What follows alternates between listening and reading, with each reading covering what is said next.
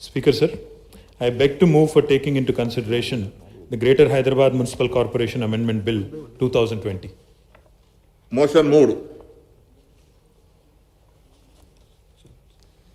I request the Minister to explain the aims and objects and salient features of the bill. Speaker sir, Telangana రాజధాని హైదరాబాద్ మహానగరం భారతదేశంలోనే ఒక గొప్ప నగరంగా గౌరవ ముఖ్యమంత్రి గారి నాయకత్వంలో ఒక విశ్వనగరంగా ఎదగడానికి అన్ని హంగులు ఉన్న నగరంగా ముందుకు దూసుకొని పోతున్న విషయం గౌరవ సభ్యులందరికీ కూడా తెలిసిందే అధ్యక్ష. ఈ నగరానికి గొప్ప చరిత్ర ఉంది. 429 సంవత్సరాల కిందట ఏర్పడ్డ ఒక నగరం ఒక మామూలు పట్టణంగా మొదలైన ప్రస్థానం ఈరోజు ఒక మహానగరంగా, భవిష్యత్తులో ఒక విశ్వనగరంగా ఎదగడానికి నగరం శరవేగంగా అభివృద్ధి చెందుతూ ముందుకు పోతా ఉంది అధ్యక్ష. 429 సంవత్సరాల కిందట బీజం పడ్డప్పటికీ ఆనాడు 1869లో హైదరాబాద్ మున్సిపాలిటీగా ఏర్పడింది అధ్యక్ష. 1869లో మున్సిపాలిటీగా ఏర్పడ్డ తర్వాత 1933లో చాదర్ఘాట్ అనే ఇంకో మున్సిపాలిటీ ఏర్పడింది.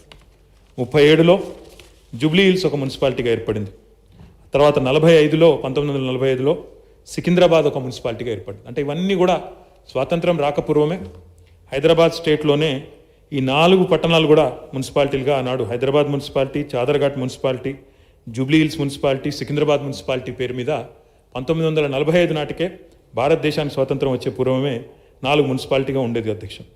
తర్వాత స్వాతంత్రం వచ్చిన తర్వాత హైదరాబాద్ స్టేట్ ఒక ప్రత్యేక రాష్ట్రంగా 1948 నుంచి 56 వరకు 8 ఏళ్ల పాటు ఉన్న విషయం మనందరికీ కూడా తెలిసిందే అధ్యక్ష.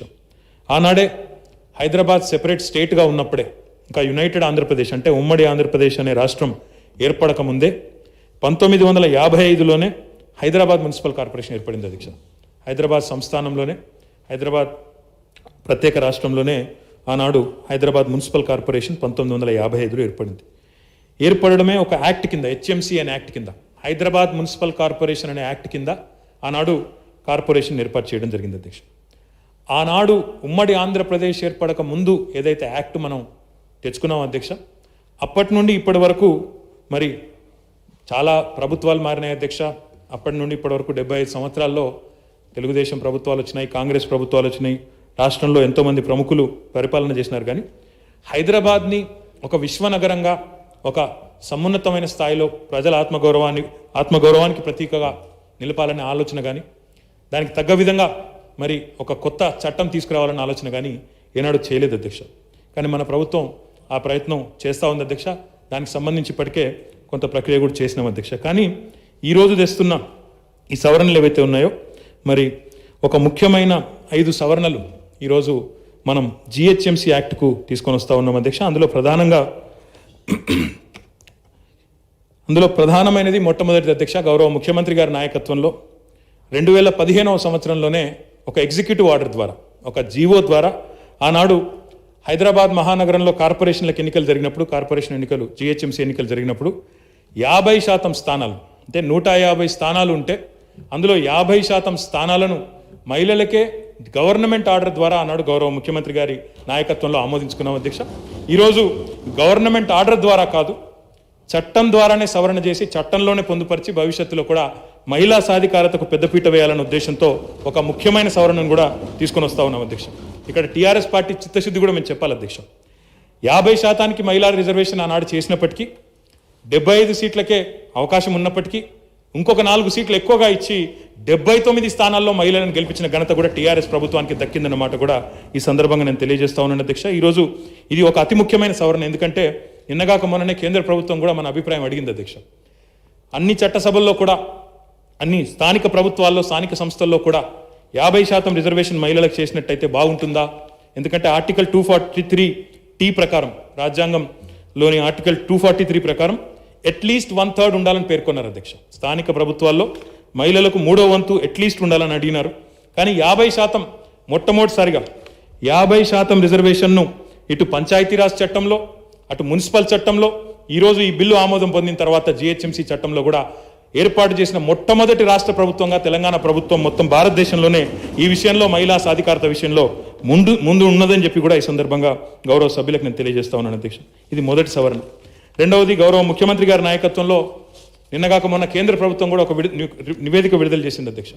అక్కడి ఫారెస్ట్ రీసెర్చ్ ఇన్స్టిట్యూట్ వారు ఒక రిపోర్ట్ విడుదల చేస్తూ తెలంగాణలో 5 నుంచి 6% గ్రీన్ కవర్ పెరిగింది హరితహారం కార్యక్రమం ద్వారా అని చెప్పేసి ఒక బ్రహ్మాండమైన నివేదిక కూడా వారు విడుదల చేయడం జరిగింది అధ్యక్ష. పల్లె ప్రాంతాల్లో చిన్న చిన్న పట్టణాల్లో బ్రహ్మాండంగా ఈరోజు గౌరవ ముఖ్యమంత్రి గారు ఏదైతే కొత్త పురపాలక చట్టం, కొత్త పంచాయతీరాజ్ చట్టం తెచ్చినారో అందులో పెట్టిన ఒక నిబంధన వల్ల 10% బడ్జెట్ను ఖచ్చితంగా గ్రీన్ కవర్కి పెట్టాలి, హరిత ప్రణాళికలు ఏర్పాటు చేసుకోవాలి, హరిత వనాలను పెంచాలి, పచ్చదనాన్ని పెంచాలి అనే గౌరవ ముఖ్యమంత్రి గారి లక్ష్యం ఏదైతే ఉందో దానికి అనుగుణంగా పురపాలక చట్టంలో అదే రకంగా పంచాయతీరాజ్ చట్టంలో కూడా మనం ఇప్పటికే మార్పు తెచ్చుకున్నాం అధ్యక్ష. దీనిలో గొప్పతనం ఏంటంటే 10% బడ్జెట్ నర్సరీలు పెంచేదానికి కానీ, మొక్కలు పెంచేదానికి కానీ, అదే రకంగా అక్కడ వాటికి నీళ్లు పోసేదానికి కానీ వీటికి చేసుకోవడంతో పాటుగా జవాబుదారీతనం కూడా మన గెలిచిన గౌరవ ప్రజాప్రతినిధులు ఎవరైతే ఉంటారో వారికి జవాబుదారీతనాన్ని తీసుకొని రావడం, అదే రకంగా అఫీషియల్స్ అధికారులు కూడా ఎవరైతే ఉంటారో వారిలో కూడా జవాబుదారీతనాన్ని తీసుకురావడానికి 10% గ్రీన్ బడ్జెట్ మాత్రమే కాకుండా 85% మనం పెట్టిన మొక్కలు 85% ఖచ్చితంగా బతకాలి, సర్వైవ్ కావాలి.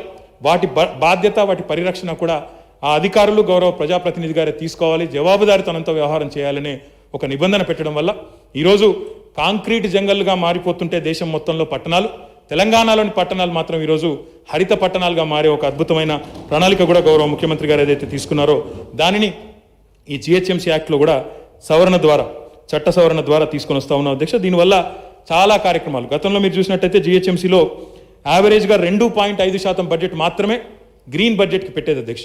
ఈరోజు ఈ 2.5% నుంచి ఈ చట్ట సవరణ వల్ల కాంక్రీట్ జంగల్గా మారిపోతున్న హైదరాబాద్ను ఒక బ్రహ్మాండంగా హరితవనంగా, హరిత పట్టణంగా మార్చేదానికి ఒక అవకాశం వస్తుంది. 2.5% నుండి 10% మేరకు చట్టం ద్వారా మరి ఒక మ్యాండేట్ చేయడం ద్వారా బాగా హరిత వనాలను పెంచొచ్చు, హరితాన్ని పెంచొచ్చు అన్న ఉద్దేశంతో ఈ సవరణ కూడా తీసుకొని వస్తా ఉన్నాం అధ్యక్ష. దాంతో పాటుగా పార్టిసిపేటరీ డెమోక్రసీ అంటారు అధ్యక్ష. ప్రజల భాగస్వామ్యంతో, పురపాలన అన్న పదంలోనే పౌరుల భాగస్వామ్యంతో కూడిన పాలన అనే ఒక అర్థం స్ఫురిస్తుంది అధ్యక్ష. దానికి అర్థవంతమైన లాజికల్ పద్ధతిలో ముందుకు పోవాలంటే చట్టంలో కూడా దానికి వెసులుబాటు ఉండాలన్న ఉద్దేశంతో డీసెంట్రలైజ్ చేస్తూ, డెమోక్రటైజ్ చేస్తూ, బ్రహ్మాండంగా ప్రజల్ని భాగస్వాములను చేస్తూ వార్డు కమిటీలు కూడా మరి ఏదైతే మున్సిపల్ చట్టంలో తీసుకొచ్చామో అధ్యక్ష, జిహెచ్ఎంసీ చట్టంలో కూడా తీసుకొని రాబోతా ఉన్నాం. 4 రకాల వార్డు కమిటీస్ నియమించబోతా ఉన్నాం అధ్యక్ష. ఒక్కొక్క డివిజన్, హైదరాబాద్లో డివిజన్ అంటారు అధ్యక్ష, ఒక్కొక్క డివిజన్లో 4 కమిటీల చొప్పున, ఒక్కొక్క కమిటీలో 25 మంది చొప్పున, ఆ కమిటీలో కూడా ఖచ్చితంగా 50% మహిళలు ఉండే విధంగా ప్రతి కమిటీలో 4 కమిటీలు తీసుకొని రాబోతా ఉన్నాం అధ్యక్ష. యూత్ కమిటీ ఉంటుంది, సీనియర్ సిటిజన్స్ కమిటీ ఉంటుంది, మహిళా కమిటీ ఉంటుంది, వాటితో పాటు ఎమినెంట్ సిటిజన్ కమిటీ కూడా ఉంటుంది అధ్యక్ష. ఈ ప్రతి కమిటీలో 25 మంది ఉంటారు. మొత్తంగా చూస్తే డివిజన్కి 100 మంది, ఓవరాల్గా చూసుకున్నప్పుడు 150 డివిజన్లకు గాను ఒక 15,000 మంది సైన్యం, ఒక ప్రజా సైన్యాన్ని తయారు చేసి వారిని శక్తివంతమైన అస్త్రంగా రేపు గ్రీన్ కవర్ పెంచేదానికి కానీ, పారిశుద్ధ్యం విషయంలో కానీ, సాలిడ్ వేస్ట్ మేనేజ్మెంట్ కానీ, ఈ అనాథరైజ్డ్ కన్స్ట్రక్షన్స్ కానీ, ఎంక్రోచ్మెంట్స్ ఏవైతే జరుగుతూ ఉంటాయో పబ్లిక్ ప్రాపర్టీస్ సంబంధించి, లేఅవుట్ ఓపెన్ స్పేసెస్ సంబంధించి వాటిని నిరోధించే విషయంలో కానీ, ఈ ప్లాస్టిక్ని డిస్కరేజ్ చేసే విషయంలో కానీ, అదే మాదిరిగా క్రీడలను ప్రమోట్ చేసే విషయం కానీ, పార్కులను ప్రమోట్ చేసే విషయం కానీ, ఇవన్నింటికి సంబంధించి ఒక సైన్యాన్ని జిహెచ్ఎంసీకి ప్రజల రూపంలో ప్రజా సైన్యాన్ని అందించాలన్న ఉద్దేశంతో ఈ వార్డు కమిటీలను కూడా ప్రతిపాదిస్తూ ఉన్నాం అధ్యక్ష. ఇది పార్టిసిపేషన్, ప్రజల భాగస్వామ్యం పెంచేదానికి దోహదపడుతుందని చెప్పి ప్రభుత్వం విశ్వసిస్తుంది అధ్యక్ష. అందుకే ఈ సవరణ కూడా తీసుకొని వస్తూ ఉన్నాం. వీటితో పాటు అధ్యక్ష 4వది, మరి మనందరికీ కూడా తెలుసు అధ్యక్ష, ఇప్పుడు సెన్సస్ అనేది, జనగణన అనేది ప్రతి 10 సంవత్సరాలకు ఒకసారి జరుగుతుంది అధ్యక్ష. కానీ మాటిమాటికి రిజర్వేషన్లు మార్చడం వల్ల, మాటిమాటికి వార్డు రిజర్వేషన్లు మార్చడం వల్ల ఆ ఎన్నికైన ప్రజాప్రతినిధికి ఒక జవాబుదారితనం ఉండడం లేదు, కంటిన్యూటీ ఉండడం లేదు, ఫోకస్ కూడా ఉండేదానికి ఆస్కారం లేదు. అందుకే తెలంగాణ పురపాలక చట్టంలో కానీ, తెలంగాణ పంచాయతీరాజ్ చట్టంలో కానీ మనం 2 టర్మ్లు రిజర్వేషన్ ఫిక్స్ చేస్తూ ఒక నిబంధన తీసుకుని వచ్చినాం అధ్యక్ష. అకౌంటబిలిటీ పెంచేదానికి, అదే రకంగా ఇంతకుముందు నేను చెప్పినట్టు ఇవన్నింటికి సంబంధించి కంటిన్యూటీ ఉండాలి, ఫోకస్ ఉండాలి, పని జరగాలి అనే ఉద్దేశంతో 2 టర్మ్లకు రిజర్వేషన్ ఫిక్స్ చేస్తూ ఒక చట్ట సవరణ తీసుకొచ్చాం. దాన్ని ఈరోజు జిహెచ్ఎంసీ యాక్ట్లో కూడా పొందుపరుస్తూ మరి ఈ సవరణను కూడా సభ ముందుకు తీసుకొని వచ్చినాం అధ్యక్ష. ఇక్కడ మిత్రులందరినీ నేను గమనించమని కోరేది, కేంద్ర ప్రభుత్వం చేసే జనగణన కూడా 10 ఏళ్లకోసారి జరుగుతుంది. కాబట్టి మనకు వచ్చే జనగణన 2020లో జరిగి మనకు ఫలితాలు వచ్చి 2023 నాటికి వచ్చేసరికి అప్పటి నుండి కొత్త సిస్టమ్ మళ్ళీ మనం 2 టర్మ్లకు ఫిక్స్ చేసుకొని 24లో జరిగే 25లో జరిగే ఆనాడు జరిగే జిహెచ్ఎంసీ ఎన్నికల నుంచి మనం 2 టర్మ్ల పాటు ఫిక్స్ చేసుకుంటాం. గతంలో 2015లో జరిగిన ఎన్నిక మొదటి టర్మ్గా పరిగణిస్తూ ఇప్పుడు జరిగే ఎన్నికను 2వ టర్మ్గా పరిగణిస్తూ ఈ 2 టర్మ్లకు కూడా రిజర్వేషన్ ప్రభుత్వం ఫిక్స్ చేయాలన్న ఉద్దేశంతో ఈ సవరణ కూడా తెచ్చింది అధ్యక్ష. ఇక చివరిగా అధ్యక్ష 5వ సవరణ, మరి ఈరోజు ఒకవైపు కోవిడ్ లాంటి సంక్షోభం, అదే రకంగా ప్రభుత్వాలు ఎప్పటికప్పుడు చాలా రకాల ఆలోచనలు, చాలా రకాల మరి సమస్యల నుంచి కూడా మరి ఎప్పటికప్పుడు పరిష్కారాలు వెతుకుతూ ప్రజా సంక్షేమం కోసం, అభివృద్ధి కోసం పనిచేస్తూ ఉంటాయి అధ్యక్ష. ముఖ్యంగా రాష్ట్ర ప్రభుత్వం యొక్క పాత్ర ఇందులో చాలా కీలకంగా ఉంటుంది. అందుకే ఒకవైపు ఈ కోవిడ్ సంక్షోభము, అదే రకంగా సర్వసాధారణంగా అప్పుడప్పుడు ఇప్పుడు వర్షాలు కూడా కుంభవృష్టిగా పడతా ఉన్నాయి అధ్యక్ష. అక్కడ వాయుగుండం వచ్చిందని చెప్తా ఉన్నారు. ఇట్లాంటి ఎన్నెన్నో పరిస్థితులు ఉత్పన్నమవుతూ ఉంటాయి. కాబట్టి ఎన్నికలు ఎప్పుడు నిర్వహించాలి అనే అంశం రాష్ట్ర ప్రభుత్వంతో సంప్రదించి రాష్ట్ర ప్రభుత్వం కంకరెన్స్ తీసుకొని మనం స్టేట్ ఎలక్షన్ కమిషన్ నిర్వహించాలనే ఒక సవరణ కూడా తీసుకొని వచ్చాము అధ్యక్ష. ఎందుకంటే ఇందులో చాలా అంశాలు ఇమిడి ఉంటాయి. లా అండ్ ఆర్డర్ కానీ, అవైలబిలిటీ ఆఫ్ స్టాఫ్ కానీ, అదే రకంగా ఇంతకుముందు నేను చెప్పినట్టు ప్రకృతి వైపరీత్యాలు కానీ, ఇవన్నింటినీ అధిగమించి బెటర్ ప్లానింగ్ చేసుకొని ముందుకు పోవాలంటే state election commission in concurrence with state government ఏ రకంగానైతే మున్సిపల్ చట్టంలో, ఏ రకంగానైతే పంచాయతీరాజ్ చట్టంలో మరి చేయాలని చెప్పామో ఎన్నికల నిర్వహణ అనేది, అదే రకంగా స్టేట్ ఎలక్షన్ కమిషన్ ఇక్కడ కూడా ప్రభుత్వంతో కంకరెంట్గా ఆలోచించి నిర్ణయం తీసుకోవాలని చెప్పి కూడా ఈ సవరణ పెట్టాము అధ్యక్ష. ఇవన్నీ కూడా చాలా సులువైన, చాలా స్ట్రైట్ ఫార్వర్డ్ సవరణలు అధ్యక్ష. కాబట్టి గౌరవ సభ్యుల్ని ఈ విషయంలో చర్చించి వీటిని ఆమోదించాలని చెప్పి మీ ద్వారా వారిని కోరుతా ఉన్నాను అధ్యక్ష. Now the discussion on the bill. Ahmad bin Abdullah Balala.